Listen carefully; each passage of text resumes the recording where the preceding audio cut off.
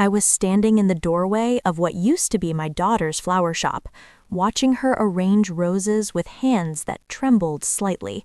Her shoulders were hunched forward like she was trying to make herself smaller, and there were dark circles under her eyes that makeup couldn't hide. Behind the counter, a woman I'd never met before was sitting in my daughter's chair, feet propped up on the desk, scrolling through her phone while barking orders. "Meredith, these hydrangeas need to be in water now. And where's my iced coffee? I asked for it 20 minutes ago." My daughter, my bright, creative, once confident Meredith, practically jumped at the sound of her name. She was 41 years old, and she was jumping like a scared teenager. "Coming, Mrs. Abernathy. I just need to finish this arrangement for the Bishop wedding." The Bishops can wait. My coffee can't. I felt something cold settle in my chest. This wasn't right. None of this was right. 6 months ago, I'd bought this flower shop for Meredith after her divorce from that worthless husband who drained their savings and left her with nothing but debt and a broken heart. The shop had been her dream since she was a little girl, when she'd spent hours in our garden making bouquets from whatever was blooming.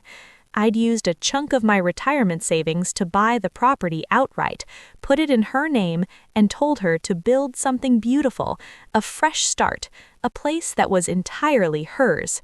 When I'd visited 3 months ago, she'd been glowing. The shop was charming. White walls, vintage brass fixtures, coolers full of fresh flowers from local farms.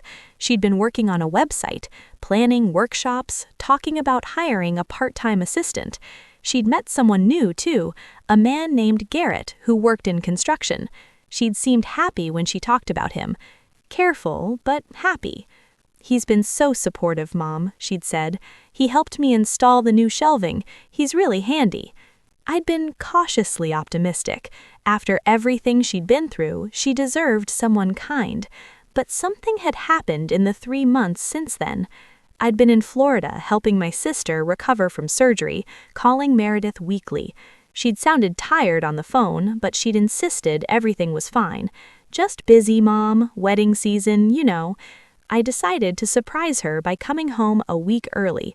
Now, standing here watching a stranger treat my daughter like hired help in her own shop, I was glad I had. "Excuse me?" I said, stepping fully into the shop. "Can I help you?" The woman on the desk, Mrs. Abernathy apparently, barely glanced at me. She was maybe 50 with overly processed blonde hair and the kind of face that looked like it smiled rarely. "We're not taking walk-ins today, appointments only." She didn't even look up from her phone. "I'm not a customer. I'm Meredith's mother." That got her attention. She swung her feet off the desk and stood up suddenly, all fake warmth. "Oh, Mrs. Caldwell! Garrett's told me so much about you.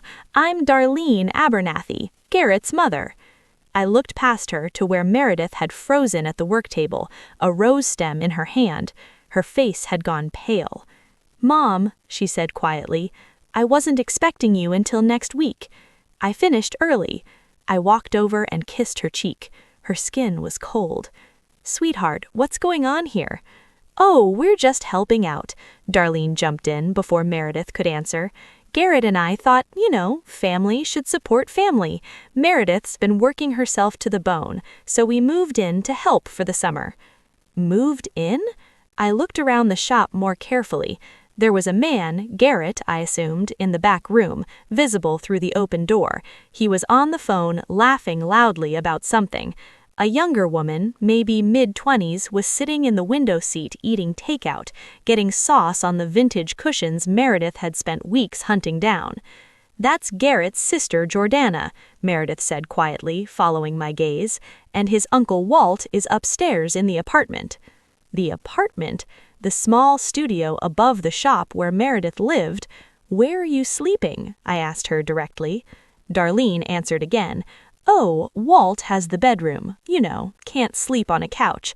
Garrett and Meredith have been staying at Garrett's place." Something in the way she said it, and the way Meredith's eyes dropped to the table, told me that wasn't quite true. "Meredith, honey, can you show me the new cooler you told me about?" Mom, I didn't. The one in the back, I said firmly. I'd love to see it. We walked through to the storage room and I closed the door behind us. Where are you actually sleeping? I asked. She was quiet for a long moment. On the couch in Garrett's apartment. But it's fine, Mom, it's only temporary. How temporary? Just until the end of summer. Walt's between jobs and Darlene's apartment building is being renovated and they all needed a place to stay, so they took yours. Garrett said it was important. Family takes care of family. He said the same thing Darlene had just parroted. I was starting to see a pattern. And what about the shop? Are they actually helping? Meredith's hands were shaking now. Well, Darlene handles the phones and scheduling, Jordana posts on social media, Walt does deliveries sometimes, and Garrett, he's been taking care of the books, making sure everything's organized. Every alarm bell in my head was ringing. And you? What have you been doing? Everything else. Her voice was so small. All the arrangements, the consultations, weddings, funerals, events, the ordering, the inventory, the actual flower work. But Garrett says that's what I'm good at, so it makes sense for me to focus on that while they handle the business side. The business side of the business I'd bought her, that was in her name. Sweetheart, have you looked at the books? She hesitated. Garrett says I don't need to worry about that. He used to help his uncle run an auto body shop, so he knows what he's doing. Used to? It closed down, but that wasn't Garrett's fault. I took a breath, trying to keep my voice calm. When's the last time you took a day off? I don't know, maybe 6 weeks, but we had the Sullivan anniversary party and then the Peterson funeral. And when's the last time Garrett took a day off? She opened her mouth. Closed it. He goes fishing on Sundays sometimes. Of course he did. I reached out and took her hands. They were rough, calloused in new places with several small cuts from stems and thorns. Meredith, honey, I need you to be honest with me. Are you happy? Her eyes filled with tears immediately. I'm just tired, Mom. It's wedding season. And that's not what I asked. The first tear spilled over. Then another. Then she was crying silently, her whole body shaking, and I pulled her into my arms like I'd done when she was little. I don't know what happened, she whispered into my shoulder. It started so slowly. Garrett was so helpful at first. Then his mom needed a place to stay for a few days. Then his sister lost her job. Then his uncle. And suddenly they were all here, and I didn't know how to say no. I finished for her. Say no. She nodded against my shoulder. And now Darlene makes all the decisions. Garrett handles the money. Jordana posts whatever she wants on our Instagram without asking me. Walt uses my car for deliveries and brings it back empty. She pulled back, wiping her eyes. And I'm so tired, Mom. I'm so tired I can barely think straight. What about Garrett? Have you talked to him about this? Her face crumpled. I tried. Last week I asked if maybe we could set some boundaries, just, have a conversation about division of labor or something. He said I was being ungrateful, that they'd all sacrificed so much to help me, that I wouldn't have a business without them. She laughed, but it sounded broken. Without them in the shop you bought me. The cold thing in my chest turned to ice, then to fire. Wait here, I said. I walked back out into the shop. Darlene was back in Meredith's chair. Garrett had come in from the back, a big guy with an easy smile that probably charmed a lot of people. Jordana was still in the window, now on her phone with her feet on the cushions. Mrs. Caldwell, Garrett said warmly, coming over with his hand extended. Great to finally meet you. Meredith's told me so much about you. I didn't shake his hand.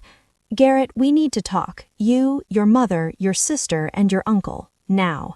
His smile faltered slightly. Is something wrong? Call them in here. Now. Something in my voice must have registered because he pulled out his phone. 5 minutes later, we were all gathered in the shop. Walt had come down from upstairs, a heavy-set man in his 50s wearing a stained undershirt. The bell over the door chimed as one of Meredith's actual customers tried to enter, but Darlene waved them away. "We're closed," she called out. You don't have the authority to close this shop, I said clearly. This business doesn't belong to you. Darlene's eyes narrowed. Garrett and Meredith are building this together. We're family. No, Meredith owns this business. Her name is on the deed. Her name is on the business license. This is her shop. Well, technically, Garrett started. Technically nothing. I bought this property. I put it in my daughter's name. None of you have any legal claim to it whatsoever. We've been working here for 3 months, Jordana protested. We've put in sweat equity. You've been eating takeout in the window and posting selfies on Instagram.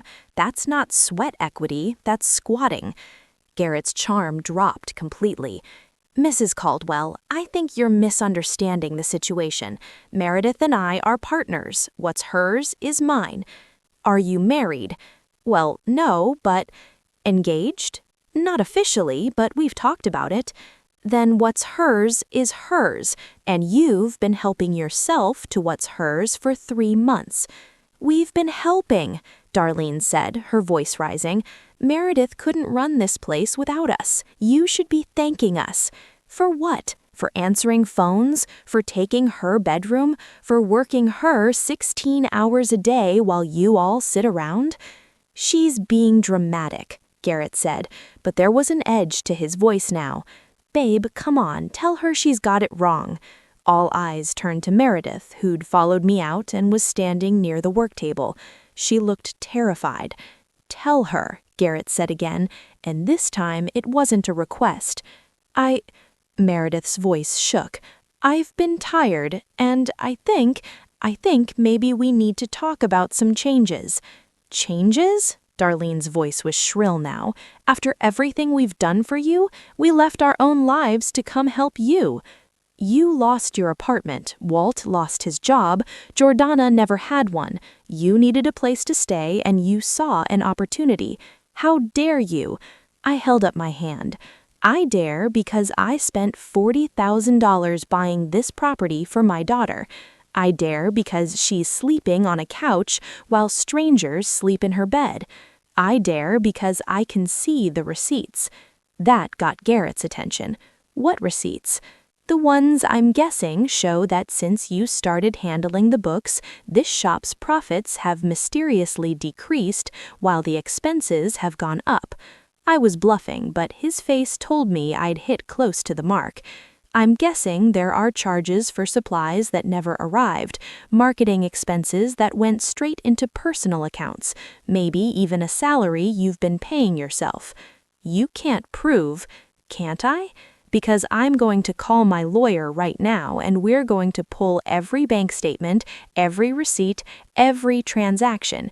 And if I find out you've been stealing from my daughter, I'm not just kicking you out, I'm pressing charges. The room went very quiet. Garrett recovered first, all charm again. Mrs. Caldwell, I think we've all gotten a little heated. Why don't we sit down, talk this through like adults? I'm done talking. You have until 5 today to remove yourselves and all your belongings from this property. You can't do that, Jordana shrieked. We have rights. You have no rights. This is private property. You're guests who've overstayed your welcome. If you're not gone by 5, I'm calling the police and having you removed for trespassing. Mayor, Garrett turned to her, desperation creeping into his voice. Babe, come on, tell her she's got it wrong. We're a team, right? We're building a future together. Meredith looked at him for a long moment. I could see her wanting to fold, to take the easy path, to avoid the confrontation, the same way she'd folded when he'd brought his mother, when he'd brought his sister, when he'd taken her bedroom, her business, her life. But then she looked at me, and I saw something I hadn't seen in months, a spark of the girl who used to stand up to bullies on the playground, who'd argued with her high school principal about the dress code, who'd fought for her first gallery showing of her floral designs. I think you should leave, she said quietly. What? I think, her voice grew stronger, I think my mother's right. This is my business, and I've been I've been letting you all treat it like it's yours, but it's not, and I want you to leave." Garrett's face went red. "After everything I've done for you? I saved this place. I gave up my apartment to help you."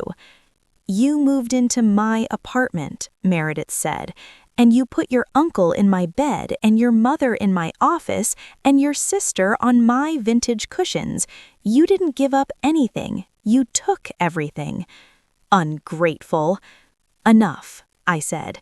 "You have until 5. Start packing." For a moment, I thought Garrett might actually get violent. His hands clenched into fists, his jaw tight. But Walt put a hand on his shoulder. "Come on, son, let's go." "This is bullshit," Jordana muttered, but she was already heading for the door. Darlene was the last to move. She drew herself up, trying to look dignified. "We were trying to help. You're both going to regret this." "The only thing I regret," I said, "is not coming back sooner." After they left, the shop was quiet except for the hum of the coolers. Meredith sank into a chair, her hands over her face. "I'm so sorry, Mom." "You have nothing to apologize for." "I let them. I should have." "You were kind. You were trusting. Those aren't character flaws, sweetheart. They just chose to take advantage of them." "I feel so stupid." "You're not stupid. You're tired. When's the last time you ate something that wasn't leftovers or coffee?" She had to think about it. "I don't know." "Okay, first thing, I'm going to the deli down the street and getting us real food. Then we're going to go through the books together. And then we're going to call the locksmith and change every lock on this building." "What about the orders? I have 3 weddings this weekend." "And we'll handle them together. But first, food. Real food." I came back 20 minutes later with sandwiches, fruit, and 2 large coffees. We ate in the window seat after I'd cleaned Jordana's takeout mess, and for the first time in what was probably months, I watched my daughter actually relax. "I really was so stupid," she said again, picking at her sandwich. "No, you were lonely. There's a difference." She was quiet for a moment. "After the divorce, I felt so broken, like I'd failed at something fundamental. And then Garrett showed up, and he was nice, and he seemed interested, and I thought maybe I deserved something good." "You know, you do deserve something good, but I picked wrong again, just like with Curtis. What's wrong with me?" "Nothing is wrong with you. You know what's wrong? You have a generous heart, and you keep meeting people who see that as an opportunity instead of a gift." I took her hand. "But you're going to learn. You're going to learn that the right person won't need to take over your whole life to be part of it. They won't need to move in their entire family. They won't need access to your bank account or your business or your bed. They'll just need you." She started crying again, but this time they were different tears. We spent the rest of the afternoon going through the books. It was worse than I thought. Garrett had been paying himself a management salary of $2,000 a month. There were charges to the business account for items that had clearly never been used in the shop.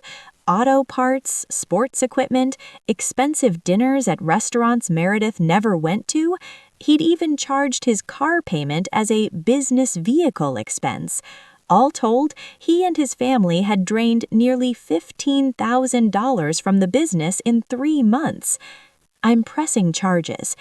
"Mom, no, it'll just drag this out." "He stole from you. That's a crime." "I know, but..." I sighed.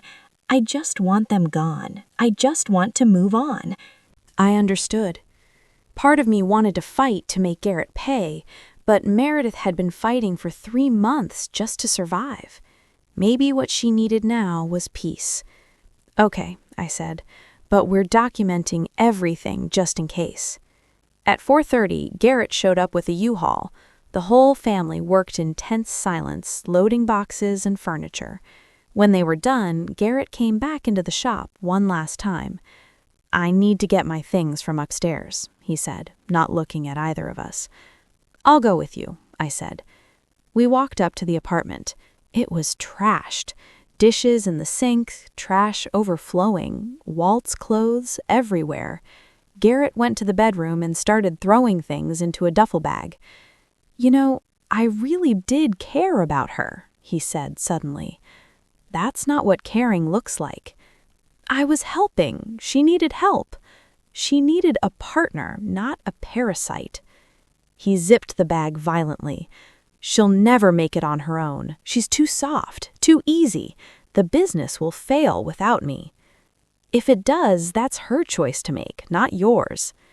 He pushed past me and clattered down the stairs. A few minutes later, I heard the U-Haul start up and drive away. When I came back down, Meredith was standing in the middle of the shop, just looking around like she was seeing it for the first time. It's so quiet, she said.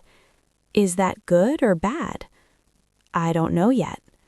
She walked over to the work table and picked up a stem of white roses.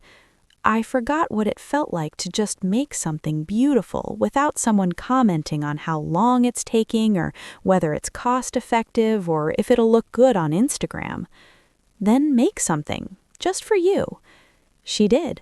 For the next hour, I watched my daughter create the most stunning arrangement I'd ever seen. White roses and blue delphiniums and trailing jasmine all woven together in a wild, organic style that looked like something out of a fairy tale. That's gorgeous, I said. It's for Mrs. Bishop's wedding. She wanted traditional, but I think she'll like this better. She stepped back, tilting her head. I used to do things like this before Garrett said I needed to standardize the designs to save time. You don't need to standardize. You need to create. She smiled, really smiled for the first time since I'd arrived.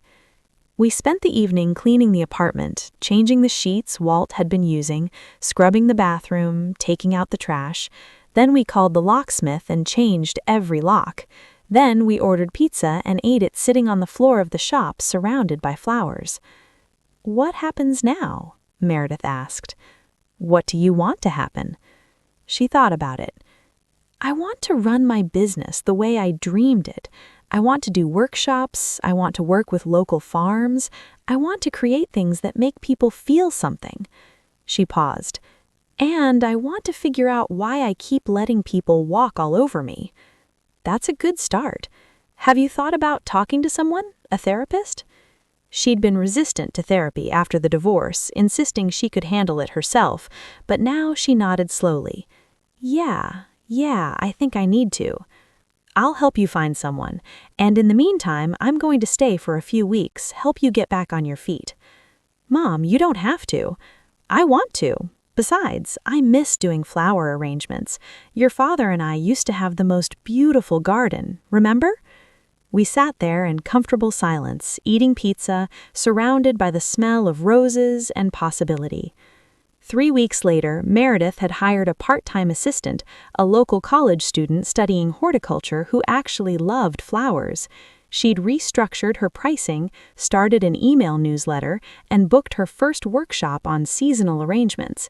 The shop's Instagram featured her actual work instead of Jordana's selfies, and orders were coming in steadily. More importantly, she'd started seeing a therapist twice a week. She was learning about boundaries, about recognizing red flags, about why she'd been so willing to disappear into someone else's needs. My therapist says I have excessive empathy, she told me one afternoon as we worked on arrangements together. She says I feel other people's emotions so strongly that I lose track of my own. That sounds about right. But she also says it doesn't have to be a weakness. I just need to learn to protect it, to use it intentionally instead of letting it use me. That's wise. I'm trying. It's hard. She paused, scissors in hand. Garrett texted me yesterday. My hands stilled. What did he say? That he misses me, that he knows he made mistakes, but we could work through them, that his whole family is struggling now because I kicked them out. And I blocked his number. She looked up at me and there was steel in her eyes that hadn't been there before. I get to choose who has access to me. That's what my therapist says, and I choose not to give it to people who only take. I felt pride swell in my chest. I'm proud of you. I'm proud of me too, she smiled. I mean, I'm still a mess. I cried for 20 minutes after I blocked him, but I did it anyway. That's all that matters. On my last night before heading back to Florida, we closed the shop early and walked down to the waterfront. The sun was setting, painting the sky in shades of pink and gold. Thank you, Mom, Meredith said quietly, for coming back early, for fighting for me when I couldn't fight for myself. Always, that's what mothers do. I know, but I need to learn to fight for myself, too. I can't always need rescuing. You won't. You're learning. You're growing. That's all any of us can do. She leaned her head on my shoulder and we watched the sun slip below the horizon. 6 months later, I got a package in the mail. Inside was a photo of Meredith's shop window. It had been featured in a local magazine's Best Small Businesses issue. There was a handwritten note tucked inside. Mom, the shop is thriving. I'm thriving. Started dating someone new, but taking it very slow. He doesn't even have a key yet. Thank you for giving me back my voice. I love you, Meredith. I put the photo on my fridge right next to the one of her as a little girl, hands full of dandelions, grinning at the camera. My daughter was going to be just fine.